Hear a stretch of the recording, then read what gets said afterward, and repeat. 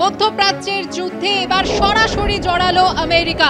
ইরানের তিনটি পারমাণবিক কেন্দ্র লক্ষ্য করে এয়ার স্ট্রাইক আমেরিকার সেনার। B-2 বোমারু বিমান হামলা চালালো ইরানের 3টি পারমাণবিক কেন্দ্রে। ফোর্দোতে ফেলা হয়েছে 6টি বাংকার বাস্টার বোমা। হামলা চালানো হয়েছে নাতানাজ ও ইস্পাহানে। আমেরিকার সেনাকে অভিনন্দন জানিয়েছেন ডোনাল্ড ট্রাম্প। যে ছবি আপনারা দেখতে পাচ্ছেন, ইসরায়েল ইরান যুদ্ধে এভাবেই এন্ট্রি নিল আমেরিকা। ইরানের 3টি পরমাণু কেন্দ্র লক্ষ্য করে এয়ার স্ট্রাইক আমেরিকার, সেই ছবি আপনাদের সামনে রেখেছি। আর এই হামলা চালানোর পরই জাতির উদ্দেশ্যে ভাষণ দেন আমেরিকার প্রেসিডেন্ট ডোনাল্ড ট্রাম্প। আমাদের প্রতিনিধি বিজেন্দ্র সিংহ রয়েছেন আমাদের সঙ্গে এই মুহূর্তে টেলিফোন লাইনে।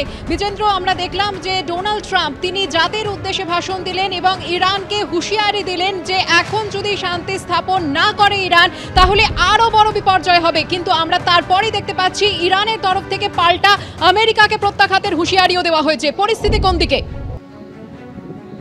দেখো, প্রত্যাঘাতের ঘোষণা আগে থেকে করে রেখেছিলেন আয়াতুল্লাহ খোমেনি। যখন 18 তারিখ তিনি তার দেশের জন্য অ্যাড্রেস করেছিলেন, সে টেলিভাইজ যে তার বক্তব্য ইরনা থেকে প্রকাশিত করা হয়েছিল, সেটাতে তিনি বলেছিলেন যে যদি আমেরিকা এই যুদ্ধে আসে, সেক্ষেত্রে তার জন্যও কিন্তু ভয়াবহ পরিণাম হবে, যেটা আমেরিকা ভাবতেও পারবে না। সেই ধরনের তারা প্রত্যাঘাত করবেন আমেরিকার বিরুদ্ধে।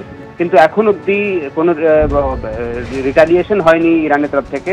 প্রায় 4 ঘন্টা হয়ে গেল, 5 ঘন্টা হয়ে গেল বলা যেতে পারে, যখন এই 3টি পরমাণু কেন্দ্রকে ধ্বংস করে দিয়েছে আমেরিকা। এবং তারপর ডোনাল্ড ট্রাম্প দেশকে অ্যাড্রেস করেছেন এবং তার সঙ্গে সঙ্গে তিনি বলেছেন, হুঁশিয়ারি দিয়েছেন কি আরও কিছু এরিয়া তারা চিহ্নিত করে রেখেছেন যেটাকে তারা টার্গেট করবেন। তারপরে কিছুক্ষণ আগে আমরা দেখলাম কি ডোনাল্ড ট্রাম্প তার ট্রুথ সোশ্যাল যে ওয়েবসাইট রয়েছে, সেখানে তিনি পোস্ট করেছেন যে কোনো যদি রিটালিয়েশন অ্যাকশন ইরান নেয়, তাহলে আরও ভয়াবহ স্টেপসগুলো প্রস্তুতি নিয়ে রেখেছে আমেরিকা, যেটা ইরানের বিরুদ্ধে তারা নেবেন, সেটা তারা জানিয়েছেন। তবে অন্যদিকে ইরানের অ্যাটমিক এনার্জির তরফ থেকে একটা স্টেটমেন্ট এসছে দেবস্মিতা, সেটাতে তারা জানাচ্ছেন কি যে 3টি নিউক্লিয়ার সাইটে অ্যাটাক করা হয়েছে আমেরিকার তরফ থেকে।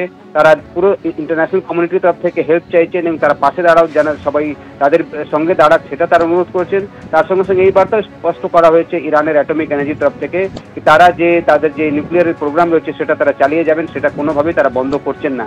কেন কি এটাই সব থেকে বড় প্রশ্ন ছিল যখন ডোনাল্ড ট্রাম্প বারবার হুঁশিয়ারি দিচ্ছিলেন আজকে আক্রমণ করার আগে, কি যে অ্যাটমিক প্রোগ্রাম বা নিউক্লিয়ার প্রোগ্রাম যেটা ইরান চালাচ্ছে সেটাকে তাদেরকে বন্ধ করতে হবে। সেটা তারা বন্ধ করবেন না, আবার ইরানের তরফ থেকে জানিয়ে দেওয়া হয়েছে।